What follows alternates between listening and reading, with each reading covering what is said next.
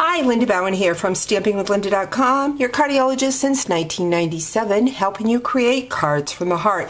Today's just some tips on using the Lasting Lily stamp set. This is a beautiful level 2 celebration set.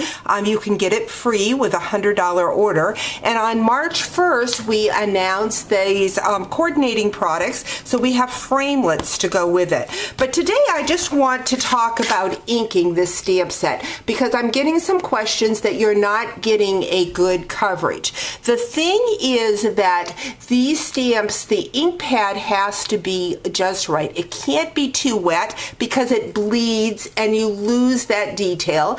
And if it's too dry, you don't get the detail. So if you're having issues with that, if it's too wet, let it set for a while before you stamp it. If it is too dry, you may think about re-inking your ink pad or blowing on it and adding some moisture. But I want to show you today how to add some detail to the center of that stamp. Now I'm using my stamp spot that I inked, and I am just going to ink that stamp, but then I'm going to bring in my crumb cake marker and I'm going to go into the center and I'm going to color the center of that flower, giving it some contrast.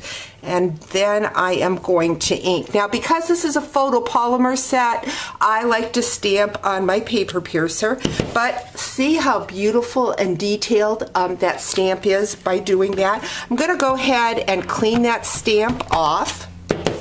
And what I'm going to use next is another spot that I used, and it is a darker color. It is the gorgeous grape. And I'm just inking that with and I'm just going to stamp that because I don't think it was completely dry, and I want to make sure that it's dry for me cleaning. So I'm going to go in and ink that stamp again. Now because this is a darker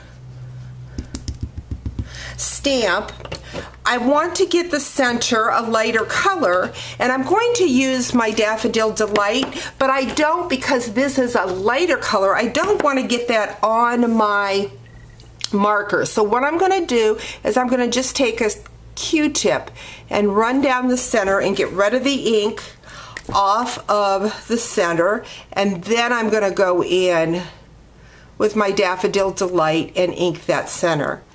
So then that way I have that two-tone look. I hope you've enjoyed this tip in making the colors pop with the lily. Here is a card that I did using the lilies and the framelit. Just a pretty stamp set and some wonderful verses. So make sure you head over to my blog, StampingWithLinda.com, and place that order before March 31st so that you can get this stamp set completely free. Thanks for joining me. Talk to you real soon. Bye-bye.